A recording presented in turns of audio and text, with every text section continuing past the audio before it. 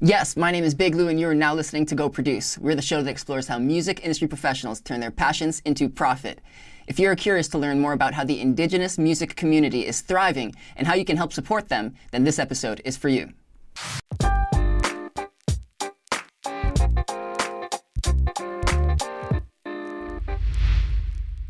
Thank you, Factor, for funding part of this initiative. Today's theme is, where is the future of Indigenous music going and where did it come from? Our guest is Alan Greyeyes. He owns and operates the artist and project management firm called Ogichida Arts. He produces the Sakihiwe Festival, and he volunteers on the board of directors for the Polaris Music Prize, the Indigenous Steering Committee for the National Music Center, and the Rap and Indigenous category committees for the Juno Awards. With 13 years of experience at Manitoba Music in his past, I bring you Alan Greyeyes. Thank you, Big Lou. Yes. No clap, grumpy sound guy. What is this? Yes. Thank you, Alan, for being here. I want you to know that we do very much appreciate your time. So because of that, let's make the most of it and go produce. Our first segment for today. Yes, sir. Our first segment for today is called The Basics. Oh.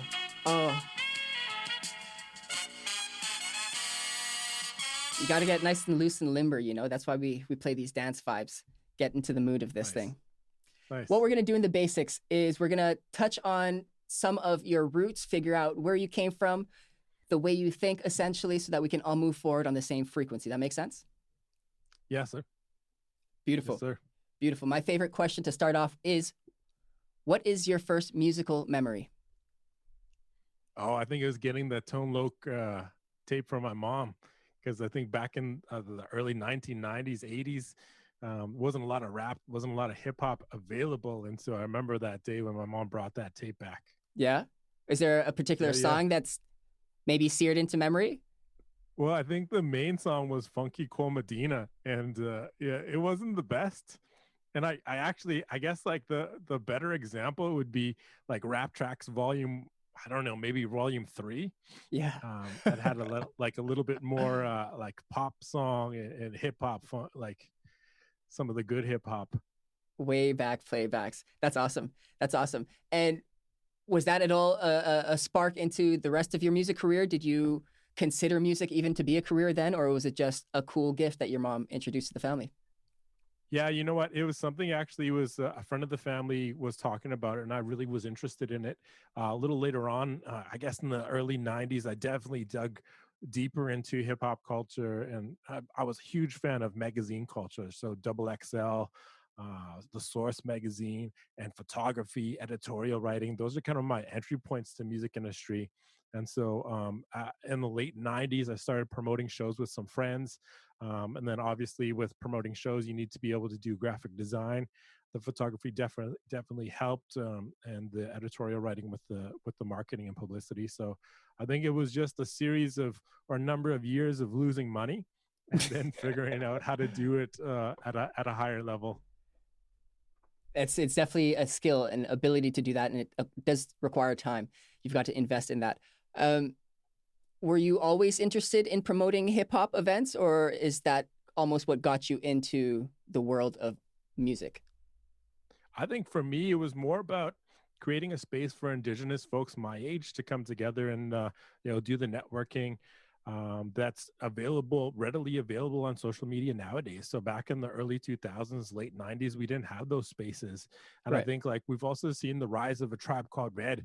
I mean, they really came through with the Electric Powwow, and again, providing a space for Indigenous creatives and young folks to meet each other and exchange ideas and build community. And that's kind of really what got me into promoting shows, was providing that space. That's awesome. It's awesome. People need the space to thrive. I mean, people like Tribe Called Red, they're able to carve their way through, and that story is very inspiring to everyone else. But community space is incredibly crucial for development in any kind. So it's very cool that you're able to provide that for people. What was the first lesson that you learned when you entered this industry? Be ready to lose money. That's kind of it. It's just like real. Always like have money, like whatever you're doing, have money set aside just in case things don't work out. So that was the number one lesson. And then, yeah, losing money is always a concern. And so figuring how the next step was figuring out how to do it at a higher level, registering businesses, registering nonprofits, and accessing the wonderful grant system here in Canada Yeah. was like a third or fourth step. So again, doing it to create space for community, again, to create space for excellence and for artists to thrive, but also doing it in a way that I don't lose money. I think we're all trying to accomplish that. It's But it's tough, cool. especially like nowadays, like with the pandemic and things changing, like we're all developing new skills, developing new teams, and try to make do with like restrictions and lockdowns. Like right now, I'm working on a project with the High Commission of Canada in the United Kingdom, and every week is kind of like, you know what, we have to make these changes to the project to meet safety concerns or to not put people in risk. And so it's scaling back on our productions, finding ways to record things on our own and continue to deliver a high level of service or a great product is always a challenge. It's so true. It's so true, especially with COVID, not to spend too much time on it, but like it really tests your adversity and your perseverance. And going into any kind of world as an artist, you're essentially an entrepreneur. At the beginning, you're a small entrepreneur and you have to grow that business and be very aware that with that path comes hardship. COVID just highlighted it all here, is very concentrated. But regardless of that, you're going to see that situation everywhere, no? Yeah, yeah, definitely. And I think like it's been interesting talking to some Indigenous artists across the country. It's like I've been asking them like, how have your plans changed since the pandemic? And what do you have planned for the upcoming year? And for a lot of artists, I'm surprised, especially Indigenous artists, is that, you know what, they're planning 1 month, 2 months in advance. And so like the uncertainty that the pandemic has provided, unfortunately, is has been a reality for these artists for a long time already. And so Yeah. I think like the really what that makes me want to do is like just provide more supports, more presenters, more conferences, more marketing, and more networking events for these artists so they can continue to like plan further in advance. Like you shouldn't Yes, have to sir. live month to month as an artist or a creator. You Yeah. should be able to, you know, plan a year in advance, 2 years in advance, and have some financial security. That's awesome. That's awesome. How do you are so this is almost a first for you being able to create this community online. How has that experience been for you so far? Not to highlight COVID though, um, the transition to being virtual, if you will. How is that I, going for you? Yeah, yeah. Well, like again, like moving things online has required a number of like to develop new skills and also new teams. But again, it cuts down our travel times. It cuts down like all the commutes. And so what I'm finding at least is, you know, a community is readily available because we can just join each other on Zoom. Like William Prince is an incredible artist. He's also my cousin. He lives down the street, but you know, while he's touring, I barely get to see him. And so now, like throughout the summer, we weren't on lockdown in the summer here, so we were able to get together for barbecues and fires and have dinners and stuff. And then throughout the pandemic and the lockdown situations, we've been able to get together on Zoom, which is really nice. Yeah, the world of collaboration has changed. Yeah, It's it a very has cool changed. transition. I'm also working with another artist, a singer-songwriter out of Bella Coola. And so what's been great is that before the pandemic, we had submitted an application, a grant to the Canada Council to do networking and artistic networking development. So she do songwriting and co-writes and with folks in Nashville. And since the pandemic, we were able to actually move that project online. And so instead of doing 2 weeks of co-writes in Nashville, which would be like one or two a day, so maybe we were thinking, you know, she might get 20 co-writes. She's doing, I think, 18 co-writes every month for the month of September, October, November, December, and January. And so it grew like tripled the number of people she's able to connect with, and also just being able to stay home and get that money out into to the community of songwriters. So Yeah. it's been really great. And like I said, moving things online gives us more time and more possibilities. Have you had any specific difficulties doing this before we move on to the next topic? You know what? Moving online has been really hard, and like I said, developing the skills has been a challenge. For the Sekihiwe Festival, we present, I think, between 20 and 30 artists every year. And for the most part, the artists that we had this year had never done a live streaming concert before. And so it was an investment of time. We had a technical consultant who would do Zoom chats with the artists ahead of time to make sure that they knew what kind of equipment they needed. And Mm, sometimes we gave them equipment, mhm. and then also the skills and the software that was required to make their performances work. And so again, it's been not only a learning process for us, but also for the artists that we worked with and presented it throughout the summer. Growing pains for everyone. Yes, but Yes, such is definitely. life. Such is life. It's part of it.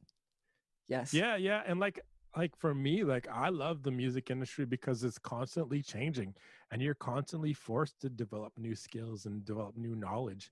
And so I think like platforms like this, like podcasts, are extremely important because you get to hear other people's perspectives. Every once in a while they'll talk about like a technology or a platform that they're using, and I write those down, I search them right away. And it's Yeah. like I've been in this game since like I think full time since 2005. And so it's been I continue to learn every day and make those investments of time. Every single day. Every single day. It's part of it. I like that. I like that. Yeah, Beautiful. definitely. And like what I'm learning too is there was a podcast I was listening to a couple of weeks ago about the K-pop model, business model. And what Yeah. was really interesting to me is that merchandise sales account for the same percentage of their annual revenue that live performance does.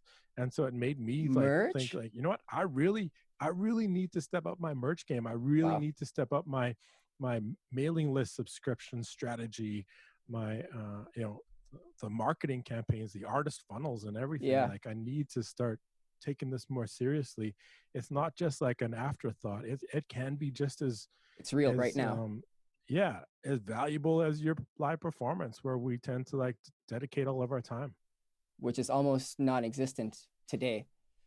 Do you, Yeah, by it is chance? non-existent, but I mean, like for some people, it's been easier, like Yeah. just performing from your home. And you can even there's some software, I don't know what it is, I can't remember what it's called, but you can geotag or limit your performances to certain markets as well. And so it kind of mimics the tour route, where it's just Oh, interesting. an experience for people in a certain city or a certain country. And so Yeah. I think technology is starting to catch up, and the idea of being able to reach multiple parts of the world in the same day is At the same pretty time, appealing even. to me. Yeah, Yeah, it's at the true. same time, because It's true. like on the management side, I'm still trying to figure out like how we launch album releases in multiple countries at the same time. And so developing these new skills with technology has been, like an entry point at least. Yeah, I hear that. Beautiful. That was the basics. We will be moving. Not so basic. I mean, we try to introduce you in such a way that you aren't introduced in other places. And I We think need this to is work on that those gibble. It was transitions, worked. man. Those transitions need to be smoother, please. Oh my goodness. If you haven't already met our grumpy sound guy, this is him. And he's very good at being grumpy. Perfect. Perfect.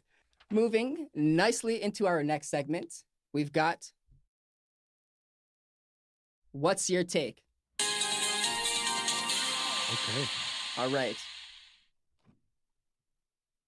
In What's Your Take, we're going to gear the questions more towards getting your perspective on different matters. I might throw a little bit ridiculous kind of statements or ideas towards you just to not necessarily get a reaction, but to see the emotion in your answer. Does that make sense? I think so. Let's just get to it then. Restricting how much of our youths express themselves is beneficial to the health of our communities. Okay, I'll repeat that. Restricting how much our youths can express themselves is beneficial to the health of our communities. What's your No, take? I think the opposite. I think it's artistic expression is the key to mental health for youth in the community. Something you got to be able to express how you're feeling to the world, if not your friends and family. And I believe like a big part of the suicide epidemic is because kids don't have any other options to show the community how they feel. So I think yeah, self-expression, especially through the arts, is super important. Do you find that there are ways that society or parents may suppress these forms of expression, and perhaps they're not even aware that they're doing this? How are there ways that they can navigate away from that behavior? I worry about access to the arts for First Nation kids in Canada, because we've already seen that there's a huge gap in the amount of money the government spends on education for First Nation students. And so if they're not even getting the opportunity to learn at a high level, like to learn the basics like history or language arts at a high level, oftentimes music and the arts are overlooked. And so I do think that like our society in Canada is very is limiting the ability of Indigenous youth to express themselves through the arts. And that's something that we're working on changing, you very adamantly, which is very awesome. Do you see a difference between different demographic, or not demographics, different geographical locations in terms of ability to express? Is that like because we're in Toronto or populated regions, you see more expression, and as you veer further north, you see less? Is that almost a trend? In some respects, yes. I think like for my generation, at least, like we have a generation of Indigenous artists who really didn't get a chance to explore music as a career or even as a form of self-expression until they left the home. Whereas now we're seeing a new generation who have parents who have invested in music lessons and vocal coaching, have given them access to technology and instruments to be able to explore those forms of art and express themselves. I also note that like in Nunavut, it seems to me at least like the Inuit are incredibly prolific artists, not only through music but also through visual arts like carving and painting and textile work. And so Yeah. I think it really depends. I think the arts and your ability to participate in them really depends on your family and your parents' ability and access to resource, so their ability to invest in your opportunities. And for a lot of First Nations and even Inuit folks, we have a generation of parents who went to residential schools, and so that generation never had parents, Mhm. never learned how to be parents, and so had a hard time figuring out that kids need investment, kids need time, kids need resources. And so I think that's the next generation that's following in our footsteps has a bit more of those opportunities, but we still need to give them more. I want to give that a nice slow cap. That's phenomenal. Where, if you were to spend 2 minutes with an artist that you just met on the road, Indigenous, wherever, where would you direct them for more resources in just a short amount of time?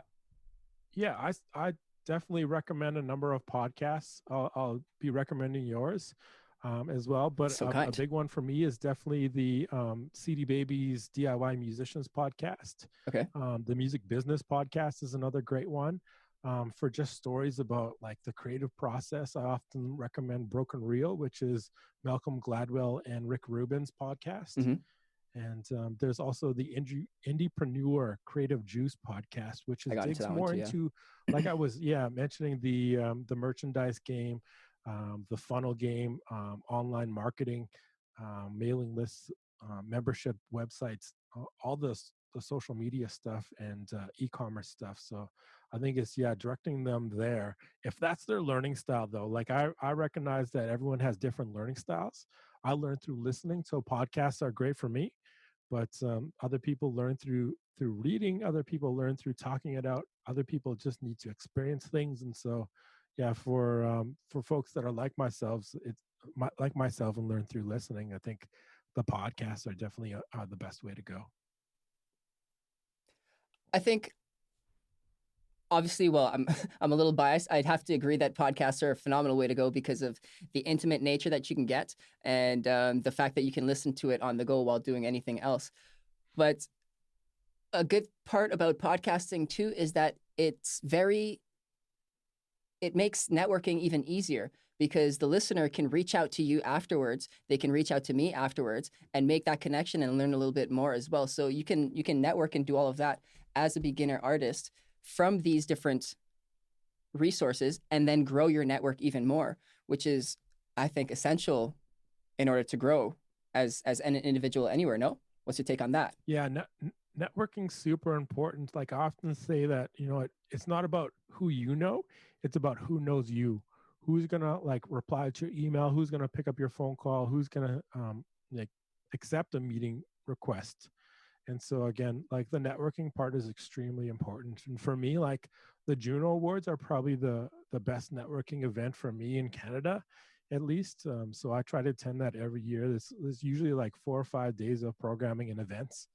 And so yeah, getting to like buy somebody a drink, sit with them for coffee or go out for dinner with them, I think is extremely valuable, because then you get to connect on a personal level. And really, I think like networking is about just showing people that you have some common ground and that you're not going to be a jerk. I think like music industry in Canada is especially small. And so everyone knows everyone, and bad news travels really quickly. And so again, I think networking, the importance is of networking is developing a group of people who know you and know what to expect from you. I never actually framed it that way. It's not who you know, but it's who knows you, because yeah, you can say this and this and that, but are they actually going to respond? Boom. Yeah. Is a Yeah, huge it's paradigm hard shift too. for me. Like, oh man, it's hard. Like I mentioned Mauricio and Jay and Guillaume, like those are my buddies, but again, like it's hard to get them to reply to text messages every once in a while. Like I'm Yeah. working with this one kid out here in Winnipeg named Mohammed. I've been trying to like pitch him to Mauricio for a while, and Mauricio's just not replying to the Yeah. like I'm sending him some demos and stuff. Like have a listen to this guy. Like I believe him. He's wonderful, but Yeah. getting in the business zone is still super hard for people that you've known for a long time. Like I was down in LA with Jay last year before the pandemic, and like we were just rolling. I picked him up at work, and then we were going to a friend's house. Oh, we're going to the E1 house in LA to watch the Raptors game. And just on the way there, Jay was like juggling multiple cell phones. I think he had 2 or 3 cell phones going at the same time, and a laptop. Just when I was driving, I was like, man, this guy is like, yeah, stretched pretty thin. Yeah. And so again, like getting friends to reply to emails and text messages is hard. And so I think like it's not only like hitting them up when you need something, but also like congratulating them on accomplishments, like and sharing their content online and liking and engaging with their social media content and their artist content. And it goes a long way. And not because Gavin Shepherd's another example. Like he's one of my buddies, but again, it's hard to get him to reply and to listen to stuff, because again, I was trying to get Muhammad on his radar too, but Gavin's super busy. Yeah, I bet. When you're networking and you're trying to make new connections with people, do you ever share some of your nerdy business stories? Yeah, we definitely talk about like struggles and what's working, what's not working, and resources. Like I think like it's hard. Like I feel like we're all running all the time. And so to have an opportunity to sit down, dinner, and slow down and have real conversations is super valuable. And so when I get those opportunities, I try to take them up as much as possible. Do you have a specific story that you read about recently that you think might be beneficial to us? Well, no, like honestly, not really. Like I think the recent thing that I had was Toolman from Tribe Called Red. He was on this new app called Clubhouse, and I guess it's like a insiders only app for now, at least, where like people in entertainment just get together and talk about different issues. So they'll open a room, and like anyone who's on the Clubhouse app can go in and listen. So like that's interesting. Like, in the weekend, like I was listening to Tiffany Haddish talk about random things with Joe Budden. And so like, yeah, it's just like you go on there and there's like a bunch of incredible people just talking about different issues. Yeah, just chatting and sharing their challenges and some of the things that they've learned about. And so like I was just on a call with Tim talking about a new album project, and then he said, "Hey, are you on this app yet?" And I said, "No." So he sent me an invite, and so I've just been digging in the last I guess it's been about 4 days now. Interesting. So yeah, that's all about networking again. Like if I didn't know Tim, I wouldn't know about Clubhouse. And then when I logged in, like Mauricio's on there, Gavin's on there, Jay's on there, and there's a bunch of other people that I've been trying to meet that are also on there. So Just right there. It's great At your to fingertips hear now. from them. And yeah. Yeah. Now, I wanna switch. We're talking about networking, but when you're meeting sponsors and potential people that you want to work with, I know that there are some partnerships that you're not willing to dabble in. How do you handle those situations? I can list specifically the different companies that you wouldn't want to. I came across online, but just curious to see how that situation unfolds. Yeah, for the Second Heatwave Festival, we take our relationship with Indigenous youth really seriously. And so we don't work with predatory lenders with alcohol, cannabis, or nicotine brands. We don't work with institutions who have invested in pipelines or in the environment or the destruction of the environment. And so it's really important for us not to have their logos on any of our products or projects, and not to give them access or to give them our approval for what they're doing. And so again, that's just for the festival. And sponsorship is a really tough game to get into first and foremost. And so we're already limiting the amount of people that we can work with.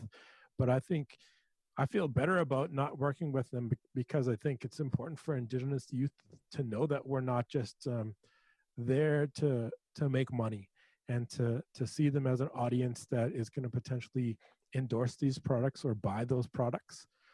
We see them as like a part of our community, and we're accountable to that community. And that's one of the ways we prove it. It goes further than money. Yeah, I agree. What is your approach when dealing with them? Do you have a vetting process? Do these companies even approach you to sponsor you, or is it just No, not really. Like I said, like corporate sponsorship is very competitive, and so we're also in Winnipeg, which makes it harder to meet with the corporate sponsor or the partnership people with bigger corporations. And we also don't have the staff to be able to compete for those opportunities or even provide the level of customer service that they usually expect from our Canadian counterparts. And so we just simply don't engage them. And when we have had a couple in the past, but when we found out that they've been investing in pipelines, we decided to cut ties with them. And so we made it pretty clear. Then you're out. Yeah. Cool. Mm-hmm. All the work that we do in this industry is for self. What's your take on that? I think for some people it is. It definitely isn't. From an artist, you need to love yourself to be able to be front and center for a lot of things. But there are folks like myself who are comfortable being in the background, and so it's not. There's a place for everybody in the music industry, I believe, and even introverted people who enjoy sitting typing and not leaving the house. There's a place for you in the music industry as well. Yeah, yeah. Also, being in the background, you have the ability or the luxury, not the luxury. You have this being said about you. Sometimes you have artists tell you that they don't know where they would be without your help. Specific example, Kaylee Cardinal. What goes through your head when you receive these kinds of messages? The emotion. Tell us about that. Oh, it's really nice to hear those kind of things, because I don't know that a lot of artists really understand how much work we do on the management side for free. And so especially in the beginning stages, there's a lot of just like writing bios or compiling discographies. Like I just started working with the Northern Cree Singers, which is an Indigenous powwow group from Alberta. And these guys have 49 albums to their credit. They started in 1982. They've got 9 Grammy nominations and more than 130,000 followers on Facebook. And so they've got a sizable market. But it's just like right now we've got I spent the whole day on Friday just doing the discography and the awards and nominations, just compiling that list together. Because it's incredible. They had 40 nominations, 18 wins, 49 albums released, along with I think about 8 singles maybe. We haven't even got to the performance history for 2019 yet. And so it's there's so much work that has to be done in the beginning stages that it's nice when you hear artists actually thank you for that kind of work, because like I said, it's usually unpaid. Recognition, acknowledgement, they're not necessary, but they go a long way. A simple thank you, a smile, you know? Yeah, like I think like the music industry is so small, like I said, and you just want to spend your time working with nice people. And so reciprocity is very important, and acknowledging the work that the people around you are doing is very important. And so I always try to respect everybody that's working with me, and on different projects, and acknowledging them. And it's a lesson I learned early on in my career from Heather Bishop, who is like a legendary, iconic folk singer here in Manitoba. And Mhm. she told me from the beginning, like, you know what, if you're going to a concert or you're promoting a concert, just make sure that you're nice to the door people. Make sure that you're nice to the volunteers. Be nice to the grumpy sound guys and grumpy sound people, because Yeah, those are the people that are, Did you hear that? That's the oftentimes most are, important lesson of the episode today, Louis. everyone has to be yeah, nice to you except for me. You're my grumpy sound guy. And you're never nice to me. man. yeah. So you got to acknowledge them, like acknowledge them from the stage if you're an artist, and be nice to them, give them time. Oftentimes for one concert, that's already like dozens of hours of work that they've done just to get you to that moment. And Just so I there. think it's, Yeah. yeah, It's respect, beautiful. reciprocity is very important. Beautiful. Beautifully said. Thank you, Alan. Our fifth and final segment for today is Clear the Air. Yo, grumpy sound guy, you were on cue. You did it perfectly today. I appreciate you. Nice. Thank you. Yes. In Clear the Air, I'm going to throw a couple of different topics towards you to offer some clarity to our listeners. Perhaps they are unsure of how to navigate, and this is the light at the end of the tunnel, okay? Sounds good. Perfect. You own and operate the artist and project management firm Ogijita Arts. How did that come to be? Actually, it was, I think in 2015 I launched that. It was basically me taking all the things I was learning and all the networks I was building while being at Manitoba Music, and Yep. implementing them. And so I'd been gaining all this experience and these theories, and had no place to really put them. And so my first step into management was with DJ Shub, and we launched his album. I found his album on SoundCloud actually, and I convinced him to hold off the release so that we could put some marketing support behind it, Yeah. along with some publicity and photos and everything. And so we were able to turn that. He was willing to hold off, so I think we pushed that back 9 months. We got a music video grant that Mad Rock did for him. Oh, I cool. think it's sitting at 2.4 million views right now. Yay! And then So far. yeah, we've got some good publicity, and like honestly, he's just getting ready to release his second album now, and that's like what, 4 years. So he's been eating and feeding his family for 4 years off of the strength of that one release that we were able to do. Get quite outta rapidly here. back in 2016 or 2015. That's incredible. That's incredible. Yeah. And a lot of artists and the general public, I should say, don't realize how long these songs or albums or projects exist before they're actually released to the public. You know, Yeah, like there's so much background. He had the whole EP ready to go, and he posted like a preview on SoundCloud, like I said. And so I was able to get everything, register the works properly. And like right now during the pandemic, it's super, like royalties are super important. Yeah. For us in the Indigenous community, we're so lucky to have channel 165 at SiriusXM, because that translates to tens of thousands of dollars annually in royalties to the master owner and the feature performers. And so again, registering the works properly is super important. I imagine that's part of the reason why almost delaying the process of releasing is important. But are there other details on why it may be important to wait and plan a proper release to make sure that everything's in order? Well, you're competing with the world now. And so, I mean, like there's streaming, like I know there's like, was it Bands in Town on one podcast was talking about there being anywhere between 5,000 and 6,000 live streaming performances online every day worldwide. So the competition is Yeah. incredible. The and you're competing with the world when you're releasing music as well. So doing it properly, having as many assets, as many partners set up, and as many uh, reaches into new markets as possible is extremely important, and you need time to do that. And I know it's hard for artists to like create something and sit on it for that long, especially if there's no money coming in. And so, but I think it's extremely important to do it right, and because these things can last a lot longer. The other thing that I want to note is that last time I was at Sirius XM, I asked them like, "What are your priorities for rotation?" And they said anything released in the last 4 months is their priority at Sirius XM. And so, new music is really important. And if you're looking at maximizing your royalties from SiriusXM, I often tell artists that it's important to maybe release a single every 3 or 4 months instead of like what Spotify would expect, and like maybe even weekly. Because if you time it out like that, you have a greater chance at getting more streams or more rotation and more royalties from SiriusXM.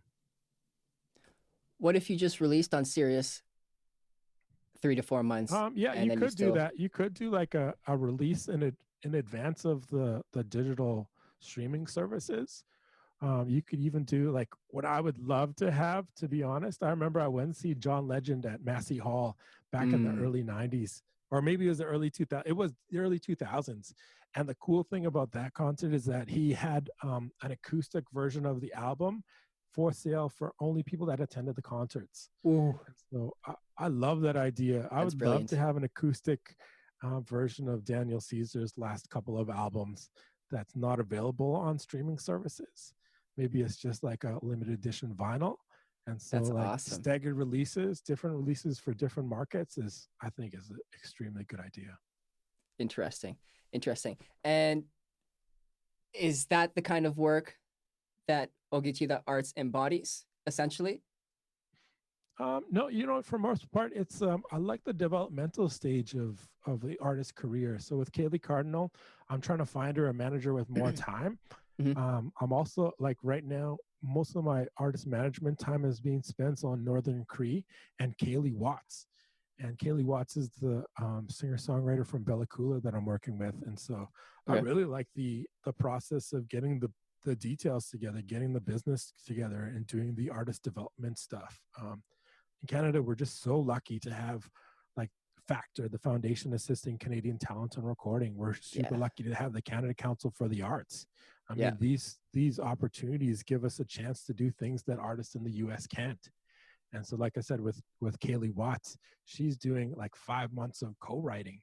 And so that's not only helping her develop her songwriting skills and her catalog, but also like helping her build her artistic network.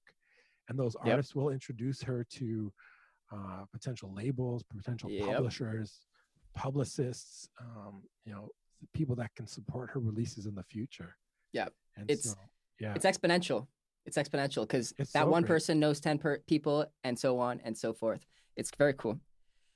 So yeah, along with Factor, I would recommend like looking at the Explore and Create program at the Canada Council for the Arts for anybody Okay. who's listening, because there's such great programs there, such great support. And like I said, she like Kaylee Watts is doing a bunch of co-writes, but we're also sending money out to these collaborators to guarantee their time. Because what I've learned, at least over the last couple of years, is that co-writing is not guaranteed. Like you might have like 10 co-writes set up in Los Angeles over a couple of weeks, and the chances, I don't know, sometimes those collaborators cancel. And so I think like if you're Yeah. able to like include a little bit of money, it just makes them like, it guarantees the time, or it makes it a little harder to slough you off, or to try to reschedule a co-writing session. Of course, there's higher incentive. It's higher incentive, Yeah. essentially. Especially at the beginning stages of the career. And I think that's where you really need is when nobody knows you. If you can say, you know what, I've got like a little bit of money to pay you for your time, I think that opens up a lot more doors. Whereas like when you're doing, like you're a little further on in your career and you're well known, or you've got some momentum, I think definitely you don't need to pay It's people different for then, their yeah. time. yeah, collaboration is Yeah. its own reward oftentimes. So It's an investment, just in these ultimately. beginning stages. Yeah. Yeah, just in the beginning stages is something that I like to include in the grants. Interesting. Cool. Tell us about Passport Music Export Summit. What's going on there? Yeah, I actually participated in that, and so I wasn't. It wasn't a project that I was involved in running or setting up when I was at Manitoba Music, and so last year I participated in it, and I do quite well in classroom settings, and so it was a good experience for me. I got to ask a lot of really specific questions. I got to really dig into the details of producer agreements as well. And I don't know that enough artists, especially in the beginning stages, have producer agreements, or even some producers. I don't know if they have producer agreements and know like what the industry norms are for points on the record or percentages of the feature performer royalties, and all the terms. And so it was great. Like I also got a chance to connect with Angelica Heim, I believe is how you pronounce her name. She's a lawyer. She's actually Daniel Caesar's lawyer, Jesse Reyes' lawyer, and she's been like great for networking with this Kaylee Watts grant. We spent some time with her digging into producer agreements as well, so that Kaylee Watts knows what to expect when we get to that stage. And so, yeah, it's been great for networking, and also like a good tip that I learned from Passport was from a business manager, and that business manager basically said, you know what, if an artist has a business manager and you have a management agreement with them with a sunset clause, technically the business manager is legally obligated to fulfill the terms of your management agreement. So if you part ways with an artist and they're just like ghosting you and don't want anything to do with your fees anymore, you can take it to the business manager. So it's also it's just a safeguard for artist managers who are working with artists and maybe part ways at some point to make sure that the terms of your agreement are fulfilled. Yeah, it happens. So it's better to be prepared. Yeah, exactly. And same with producers. Like, you know, you want to make sure that the producer, there's so many things to make sure of and to double check. And so those agreements are super valuable. Cross your T's, dot your I's. Definitely. Lastly, even if it's with a friend. My bad. It's true. Business is different than your relationship, personal relationships. Yeah.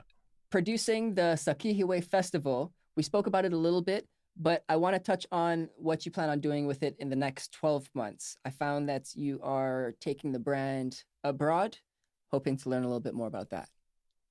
Yeah, so right now we're actually working with the High Commission of Canada in the United Kingdom to produce a series of conversations between Indigenous artists and trailblazers in our community, which is great because they're helping us market it overseas to the audience in the UK. We just started talking about extending that into 2021. We also have a partnership with the Canadian Consulate or the Canadian Cultural Center in Paris. And so the idea is to take a group of 4 Indigenous acts over to Paris for a week of meetings and performances to help them to build teams in that market. And so it's working with mostly the consulates and the High Commission to help Indigenous artists build teams and markets and audiences and tour routes that they can do on their own in the future. And so that's kind of the extension of our brand overseas. And because our role in the community, the Indigenous community at least, is more of a developmental platform. So helping them build skills. With our festival, it's mostly like an introduction to the festival experience, where they're going to be advancing shows, where they have to understand what high resolution photos are, stage plots and tech writers, what goes into them, and also simple things like signing contracts, understanding what copyrights are involved in, reporting set lists to SOCAN. All those little steps that, you know, more experienced artists might take for granted is what we try and give at the festival. And then again, like I said, the export missions, the stuff overseas, is for the people that have had an opportunity to build teams and are just looking to extend those overseas. It's incredible work. We do have a fan of Susan Aglukark. Aglukark. What was it like working with her? Oh, she was really great. Like, I've never met Susan before. We did our honor song project with her, and so talking to her on Zoom for the first time was really cool because she's an icon, like triple platinum records back in the 90s, and still doing a lot of like really important work for the Inuit communities and Inuit youth.